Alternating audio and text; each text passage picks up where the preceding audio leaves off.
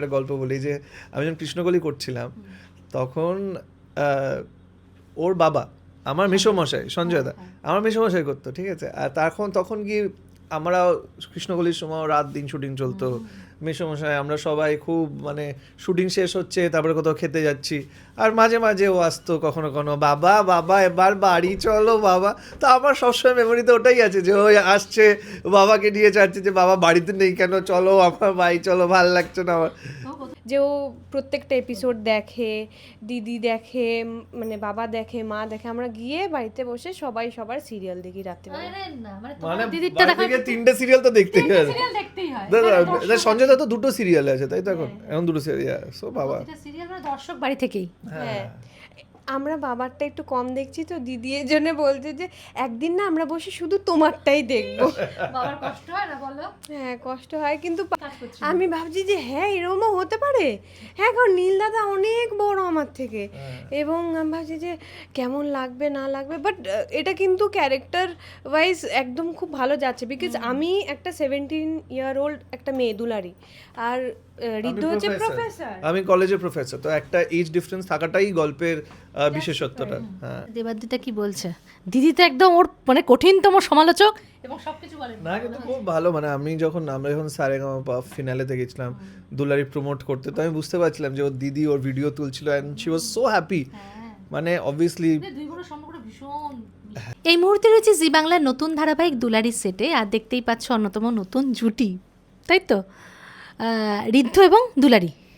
কেমন আছো আগে বলুন? আমি খুবই ভালো আছি, খুবই এনজয় করছি, কারণ নতুন কাজে একটা নতুন উত্তেজনা থাকে, সবার সাথে কাজ করছি। আর যেটা আমার সবথেকে ভালো লাগছে যে খুব ভালো স্ক্রিপ্ট, সো একটা ভালো স্ক্রিপ্টে কাজ করতে আই থিঙ্ক সবার খুব ভালো লাগে।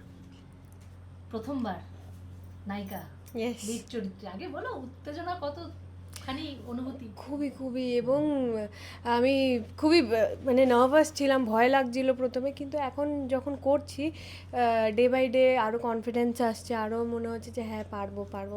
এই তো নীলদা আছে, এত সাপোর্ট করছে সবসময়। না নিজেই খুব ভালো করছে। নীল প্রথমেই বলে দিয়েছে প্রথমবার এরকম আমার বাচ্চা হিরোইন এসেছে। হ্যাঁ, কিন্তু ও খুব এফোর্ট দিচ্ছে, মানে আমাদের শিডিউলটা একটু টাফ, মানে একদম সহজ শিডিউল না, আমরা অলমোস্ট রাত দিন শুটিং করছি। আর প্রথম দিকে আমার অতটাও সিন নেই, একটু কম সিন, কিন্তু ওর অনেকগুলো সিন, তো মানে রাত দিন মানে অলমোস্ট বাড়ি না গিয়ে আবার শুটিংয়ে চলে আসে। So hats off to her hard work. এটা একটা আলাদা উত্তেজনা আছে, তাই না বলো? হ্যাঁ, করে নিচ্ছি, এখন আর কষ্ট হচ্ছে না। মানে প্রথমে ভাবতে একটু কষ্ট লাগছে যে এত রাত জাগতে হবে, বাট হয়ে যাচ্ছে, কাজের মধ্যে থাকলে হয়ে যায়। হ্যাঁ, কাজের মধ্যে থাকে, মাঝে মাঝে একটু বিরিয়ানি আনিয়ে নেয়, তাহলে মোটিভেশনটা পেয়ে যায়, ওটা একটা মোটিভেশন পেয়ে যায়। আচ্ছা আমি শুনি দেবপ্রিয়ার কাছ থেকে শুনি যে প্রথম যখন শুনলে যে তোমার অপোজিটে নীল আছে, এটা শুনি অনুভূতিটা কি হয়েছিল, কতটা আমি ভাবছি যে হ্যাঁ এরকমও হতে পারে। হ্যাঁ, কারণ নীল দাদা অনেক বড় আমার থেকে, এবং আমি ভাবছি যে কেমন লাগবে না লাগবে, বাট এটা কিন্তু ক্যারেক্টার ওয়াইজ একদম খুব ভালো যাচ্ছে, বিকজ আমি একটা 17-year-old একটা মেয়ে দুলারি, আর ঋদ্ধ হচ্ছে প্রফেসর, আমি কলেজের প্রফেসর, তো একটা এজ ডিফারেন্স থাকাটাই গল্পের বিশেষত্বটা। হ্যাঁ, সো বাস ঠিক, মানে আমিও যখন প্রথমবার, মানে আমি একটা মজার একটা গল্প বলি যে আমি যখন কৃষ্ণকলি করছিলাম তখন ওর বাবা আমার মেসোমশাই সঞ্জয় দা আমার মেসোমশাই করতো, ঠিক আছে। আর তখন গিয়ে আমরা কৃষ্ণকলির সময় রাত দিন শুটিং চলতো, মেসোমশাই আমরা সবাই খুব মানে শুটিং শেষ হচ্ছে তারপরে কোথাও খেতে যাচ্ছি, আর মাঝে মাঝে ও আসতো কখনো কখনো, বাবা বাবা এবার বাড়ি চলো বাবা। তো আমার সবসময় মেমোরিতে ওটাই আছে যে ওই আসছে বাবাকে নিয়ে যাচ্ছে যে বাবা বাড়িতে নেই কেন, চলো আমার বাড়ি চলো, ভাল লাগছে না আমার। অনেকটাই। কত বছর হলো কৃষ্ণকলি? যদি 2019-20 ধরি তা 6 বছর ছোট, মানে তো ও একদম মানে তখন টিনেজও ধরেনি হয়তো। না 12-13 এরকম হবে। হ্যাঁ, মানে টিনেজ যাচ্ছে করছে, সো ওরকম একটা ব্যাপার। সো বাট সেই ইমেজটা রয়েছে নীলের মনে। হ্যাঁ, তা প্রথম যখন বললে যে দেবপ্রিয়া, তখন কি ওইটাই মাথায় এসেছিল? হ্যাঁ, মানে আমি দেবপ্রিয়া, আমি এটা কি করে একটা হতে পারে, কিন্তু আমি একটা জিনিস বিলিভ করি যে দেখো, what we can do is act, and আমাদের হাতে আছে অ্যাক্টিং, কিন্তু মানে আজকে দাঁড়িয়ে পুরো সিনেমাটাই হলো কিভাবে নিজের অ্যাক্টিং দিয়ে স্ক্রিপ্টটাকে বিশ্বাসযোগ্য করে তোলা।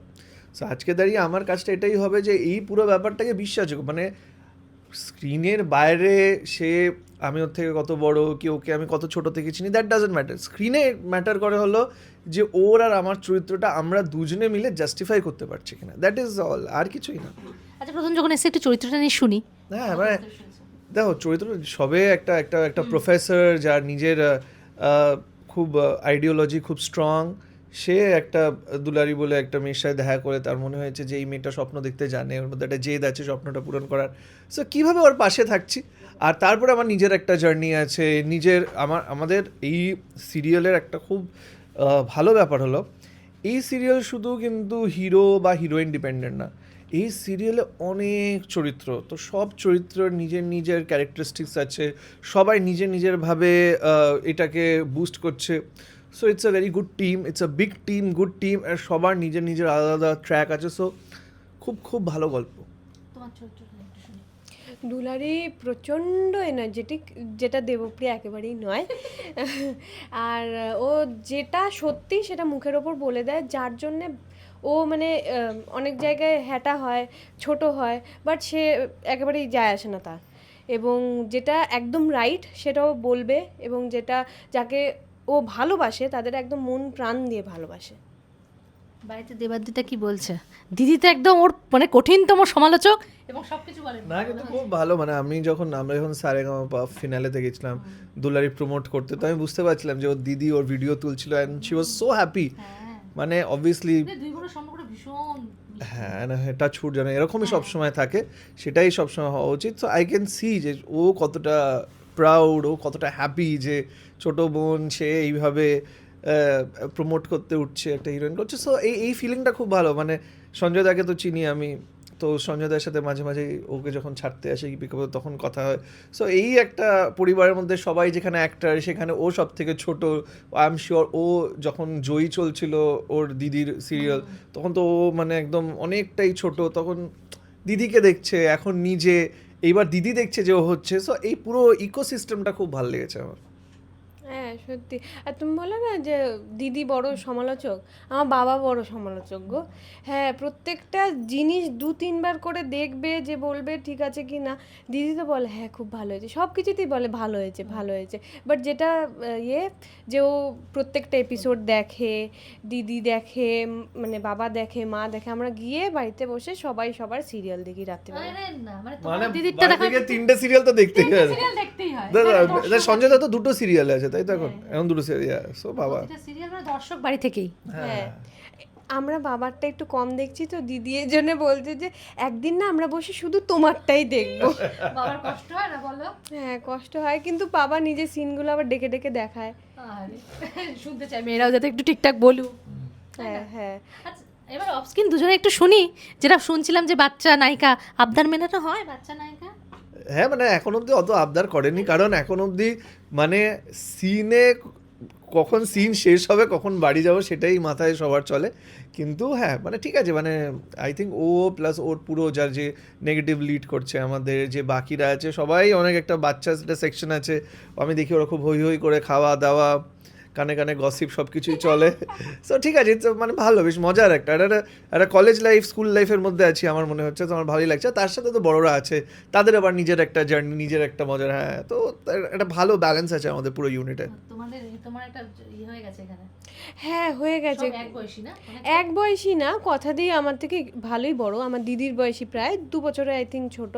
বাট ও আর আমি এমন সুন্দর মানে একটা হয়ে গেছে ব্রো ব্রো টাইপের, তো এখন আর ওটা মনে হচ্ছে, হ্যাঁ ওটা মনে হচ্ছে না। না, নীলদাকেও আমরা কিন্তু পার্টিসিপেট করি ইয়েতে, আমাদের গসিপে। বলছো না কেন সেটা? আমি তো আছি, আমি তো গসিপে তো থাকতেই হবে। এটাতে নীল ওস্তাদ, হ্যাঁ আর লেগ পুলিংও ওস্তাদ, সবে তো শুরু, দাঁড়াও। না, লেগ পুলিং খুব একটা করছে না। তো না, হ্যাঁ বাট আমি ভাবছি হয়তো যে আমি রিয়াক্ট করবো, আমি রিয়াক্ট করি না। অভ্যস্ত কিন্তু হ্যাঁ একদম ঠিকই আছে, কি লেগ পুলিং করবো, রাদার আমি চেষ্টা করি সবসময়, আমরা সবাই চেষ্টা করি কতটা মজা করে কতটা এনজয় করে কাজটা করা যায়। তার আমি যা দূর সত্যি এইটা আর বলো না, এই দুঃখটা একা দিও না। তোমরা একদিন এসছো সেটাতে বুঝতে পারছো তো আমাদের কষ্টটা রোজ আসতে। সত্যি সত্যি না নীলদার আরো বেশি দূর হয়, আমার তো তাও 35 মিনিটস। আমার 1 ঘন্টার উপরে। দুঃখটা আরো বাড়িয়ে দিল তোমার। হ্যাঁ মানে অ্যাকচুয়ালি অনেকটা দূর, মানে 1 ঘন্টা 1 ঘন্টা লাগে রোজ, মানে 1 ঘন্টা যাওয়া 1 ঘন্টা আছে, অলমোস্ট জীবনের রোজকার 2.5 ঘন্টা তো এখানেই চলে যাচ্ছে। বাট ঠিক আছে, এখন যখন জেনে নিয়েছি যে এখানে কাজ করতে হবে তো করতে হবে। যাক, শেষ করবো, সবে তো যাত্রাপথ শুরু, অনেকটা পথ যেতে হবে। কি বলবে দর্শকদের, কি চলছে এখন? এই একটা তো হলো একটু দুঃখে আছি আমরা, ঠান্ডার আছে কিন্তু পাত্তা দিচ্ছে না। একটু দুঃখ না, ফার্স্ট মেন দুঃখে আছি যে এখন টিআরপি আসছে না, সেটার একটা দুঃখ আছে। কারণ রেজাল্টে আমরা কতটা ভালো করলাম, বাজে করলাম, মানুষ কি দেখছে না এটা জানলে না একটা নিজেকে আরও বেটার করার চেষ্টা এসব থাকে। কিন্তু টিআরপি আই হোপ যে চলে আসবে। সো আই হোপ দেখি যে মানুষের কেমন লাগছে, কিন্তু ওভারঅল যেটা ফিডব্যাক, যেটা আমাদের ভিডিওর নিচে জিএর নিচে সব, মানে জিএ সব ভিডিও যেগুলো ছাড়ে, তো ফিডব্যাক খুবই ভালো, সবার গল্পটা খুব ভালো লাগছে। সো ফিঙ্গার্স ক্রস যেন এরকমই হয়, আমরা তো নিজেদের 200% দেওয়ার চেষ্টা করব, বাকিটা সব দর্শকদের ওপর। সবই বলে দিলাম, জাস্ট বলছি যে 5টার সময় দেখতে বলবেন না দুলারি জি বাংলা পর্দায়। জি বাংলা এইচডিতে দেখবো এটা। হ্যাঁ, জি বাংলা এইচডিতে, জি5 এর যেখানে পারবেন দেখবেন। ওকে ওকে। ওকে।